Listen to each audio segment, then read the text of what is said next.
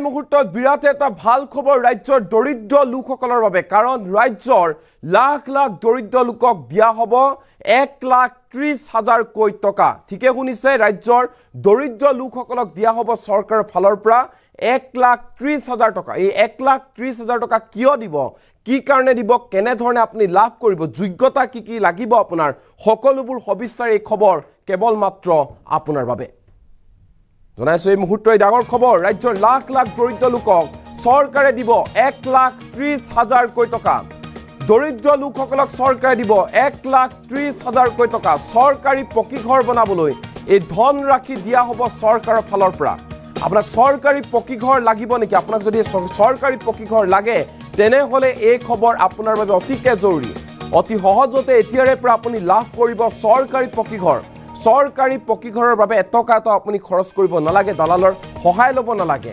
আধাৰ card আৰু ৰঙীন photo থাকিলে আপুনি লাভ কৰিব চৰকাৰী ঘৰ তথা 1,30,000 টকা নতুনকৈ 3,77,000 ঘৰ লাভ কৰিব ৰাজ্যৰ দৰিদ্ৰ লোকে চৰকাৰী ঘৰৰ বাবে আবেদন নকৰা সকলে আবেদন কৰক কোনো ধৰণৰ চিন্তা কৰিব নালাগে হিতাধিকাৰী থাকিব লাগিব বেংকৰ একাউণ্ট নিজা এটা বেংকৰ একাউণ্ট থাকিব লাগিব হিতাধিকাৰী থাকিব লাগিব Aadhaar card PAN card voter card এইসমূহ যেটো আপুনি সাবমিট কৰিব লাগিব আবেদনৰ সময়ছোৱাত জাতিগত প্ৰমাণপত্ৰ এক্টিভ মোবাইল নম্বৰ এইসমূহ আপুনি সাবমিট কৰিব লাগিব আয়ৰ প্ৰমাণপত্ৰ আৰু এখন মাত্ৰ ৰঙীন ফটো এইখিনি সাবমিট কৰিলে আপুনি লাভ কৰিব 1,30,000 টকা বেংকৰ একাউণ্টত পোনপটীয়াকৈ ধন প্ৰদান কৰিব চৰকাৰে ৰাজ্যৰ লাখ লাখ দৰিদ্ৰ লোকক দিয়া হ'ব 1,30,000 টকা চৰকাৰী পকী ঘৰ বনাবলৈ pmaymis.gov.in এই ৱেবছাইটত আপুনি কৰিব পাৰিব আবেদন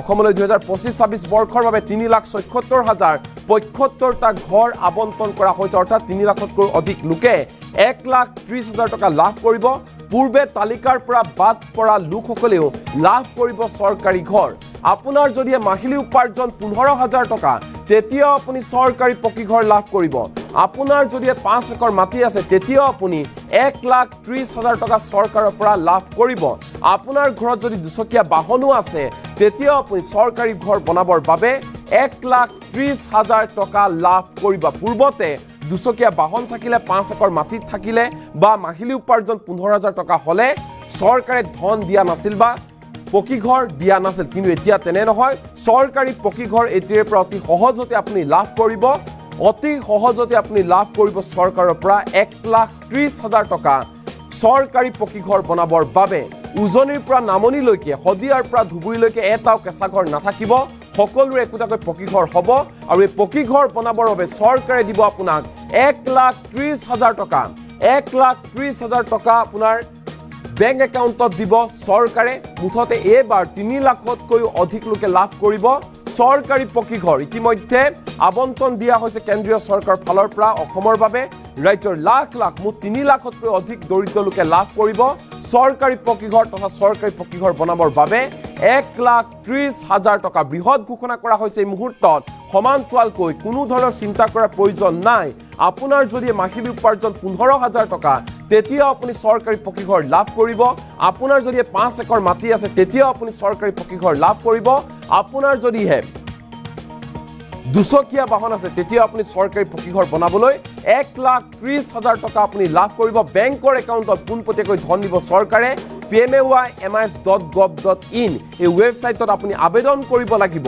অসমলৈ 2025-26 বৰ্ষৰ বাবে 3,77,075টা ঘৰ আবণ্টন দিয়া হৈছে অৰ্থাৎ 3,77,000 লোকে লাভ কৰিব 1,30,000 টকা পূৰ্বে তালিকাৰ পৰা বাদ পৰা লোকসকলেও এবাৰ চৰকাৰী পকী ঘৰ লাভ কৰিব তথা 1,30,000 টকা লাভ কৰিব সমগ্ৰ বিষয় সন্দৰ্ভত ৰাজ্যৰ মুখ্যমন্ত্ৰী হিমন্ত বিশ্ব শৰ্মাৰ মন্তব্য আছে জিঅ' টেগিং সন্দৰ্ভতো হিমন্ত বিশ্ব শৰ্মাই মন্তব্য প্ৰকাশ কৰিছে কি কৈছে চৰকাৰী পকী ঘৰ তথা জিঅ' টেগিংক লৈ হিমন্ত বিশ্ব শৰ্মাই পূৰ্বৰ ভাষণত মন্ত্ৰী শুনক আমাৰ যি পুৰণা তালিকা আছিলে যোৱাবাৰ কেন্দ্ৰীয় মন্ত্ৰী ডাঙৰীয়া আমাৰ অসমলৈ আহোঁতে তেখেতে আমাক 3 লাখ ঘৰৰ আবণ্টন দিছিলে আৰু যদি আমি নতুনকৈ 3 লাখ ঘৰ পাওঁ 3,17,000 ঘৰ পাওঁ তেতিয়াহ'লে পুৰণা তালিকাৰ প্ৰতিজন ব্যক্তিৰে ঘৰ দিয়াৰ কাম আমি সম্পূৰ্ণ কৰিব পাৰিম। मैं माननीय हमारे ग्रामोन्नयन मंत्री कृषि मंत्री जी को मैं निवेदन कर रहा हूं कि लास्ट टाइम आप जब आए थे उस समय हमारे 6 लाख मकान का काम बाकी था। आपने तुरंत हमको जनवरी महीना में आप गुवाहाटी में आए और 3 लाख मकान बनाने के लिए आपने स्वीकृति दिया। हमने काम शुरू किया। अगर आप और 3 लाख मकान का स्वीकृति हम लोग को दे देते हैं तब हमारा पुराना जो हमारे लिस्ट थे वो पूरा खत्म हो जाएगा। हम सबको मकान देने में कामयाब हो जाऊंगा। यार पिछत 26 लाख घৰৰ पिछत এতিয়া আমাৰ প্ৰশ্ন আহে যে যত যাৰ নাম নাই তেওঁলোকে ঘৰ কেনেকে পাব। যোৱাবাৰে মই আপোনালোকক কৈছিলো যে প্ৰধানমন্ত্ৰী ডাঙৰীয়াই দ্বিতীয়বাৰ শাসনলৈ আহিয়ে 5 কোটি আৰু নতুন ঘৰ বনাবলৈ সিদ্ধান্ত ঘোষণা কৰিছিলে। আমি জিঅ টেগিং কৰিছো। আগে পিছে জিঅ টেগিংৰ দ্বাৰা নহয়, এইবাৰ আমি জীৱিকা সখী বাইদেউসকলৰ দ্বাৰা জিঅ টেগিং কৰিছো। গাঁও সভা হ'ব আৰু যোগ্যজনক আমি আকৌ নতুন তালিকাত অন্তৰ্ভুক্ত কৰিম। এইবাৰ এই জিঅ টেগিংৰ ব্যৱস্থাটো আমি অলপ বেলেগ কৰি কৰিছো যাতে কোনেও জিঅ টেগিংৰ নামত আপোনালোকৰ পৰা 10,000 15,000 টকা ল'ব নোৱাৰে। কোনেও যাতে ঘৰৰ নামত টকা পইচা ল'ব নোৱাৰে।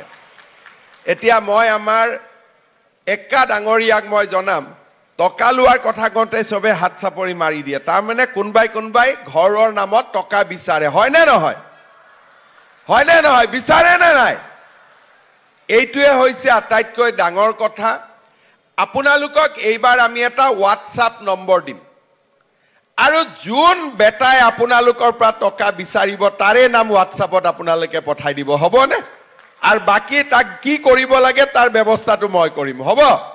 গতিকে আপোনালোকে প্ৰথম কিস্তিটো তাক টকা নিদিব, দ্বিতীয় কিস্তিটো টকা নিদিব, তৃতীয় কিস্তিটো টকা নিদিব। দিব নেকি আকৌ টকা? কাকো টকা নিদিব, হ'ব? নে দিয়াৰ মন আছে নেকি? কেইগৰাকীমান মনে মনে আছে? দিয়ে যদি মোকেই দিয়ক আৰু যদি দিব মন আছে। দিবৰ মন আছে নে নাই? যদি দিবৰ মন নাই তেতিয়ালে কাকো নিদিব। আৰু কোনবাই পইচা খুজিলে হোৱাটছআপ নম্বৰটোত আপোনালোকে কমপ্লেইন পঠাই দিব যে মোৰ পৰা অমুকে টকা খুজিছে, আমি তাৰ ওপৰত ব্যৱস্থা ল'ম। এতিয়া মই ক'ব খুজিছো কি যে যোৱা পৰহি দিনাখনৰ পৰা আমি অসমত গাঁৱে ভূঞে নতুনকৈ জিঅ টেগিংৰ ব্যৱস্থা কৰিছো। এই 26 লাখেতো ঘৰ পাবই। আজি যোনে পালে তেওঁলোকে পালে। সেপ্টেম্বৰ মাহৰ আগতে আমি আৰু 3,80,000 মানুহক ঘৰ দিম যাতে 26,11,793টা ঘৰ সম্পূৰ্ণ হৈ যায়।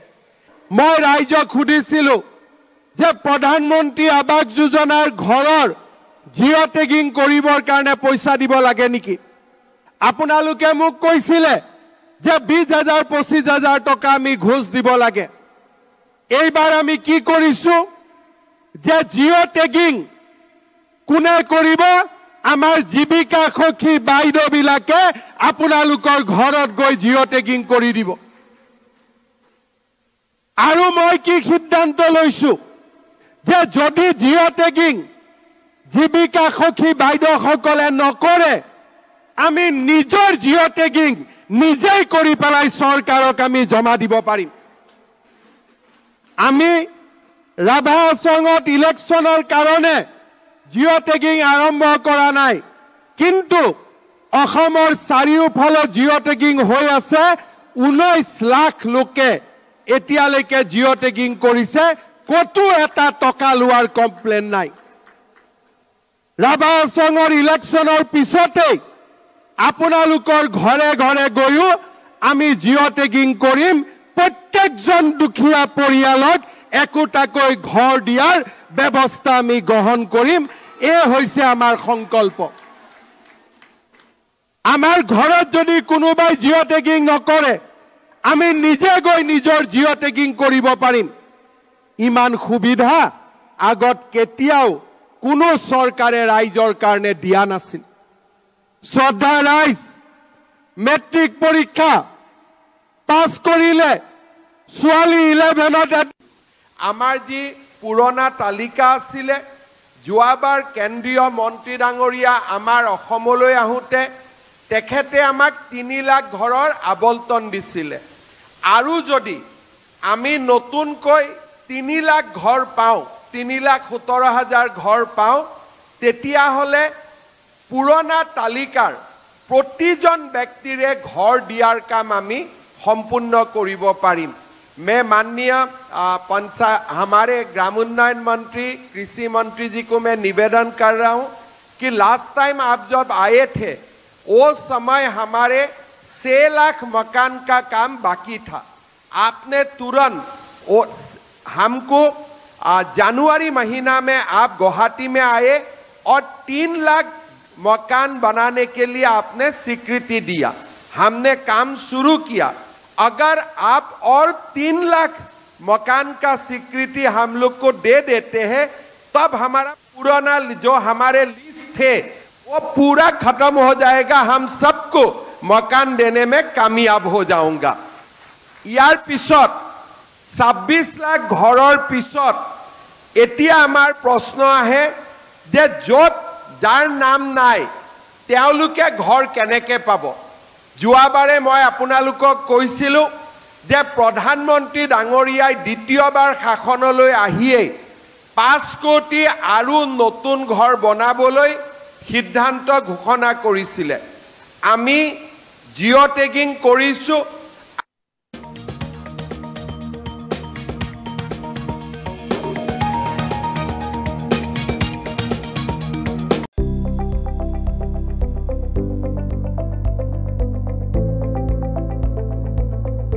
NB News, সহজ সৰল ভাষাত নৱভাৰতৰ কথা।